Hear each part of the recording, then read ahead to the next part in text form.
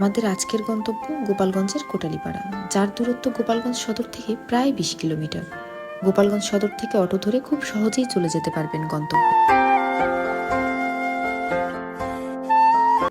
চারপাশে শহরের ব্যস্ততা কমে আসছে, আর ধীরে ধীরে সামনে খুলে যাচ্ছে বাংলার চিরচেনা রূপ।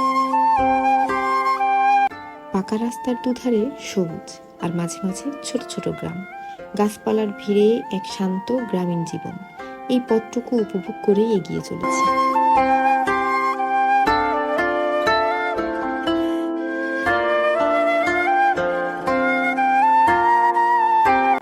আর খুব বেশি দূরে নয়, চলে এসেছি কাঠির বাজার এলাকায়। এক গ্রাম্য হাটের ভিতর দিয়ে এগিয়ে যাচ্ছি কোটালীপাড়ার উনশিয়া গ্রামের দিকে, যে গ্রামের মাটির সাথে জড়িয়ে আছে বাংলা সাহিত্যের এক প্রতিভাবান তরুণ কবির পারিবারিক শেকড়।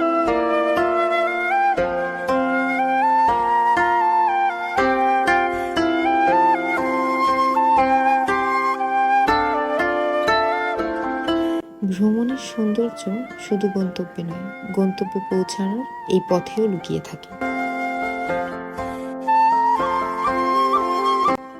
দূর থেকে গন্তব্যের দেখা মিলল। পৌঁছে গিয়েছি কোটালীপাড়ার শিকির বাজার এলাকায়।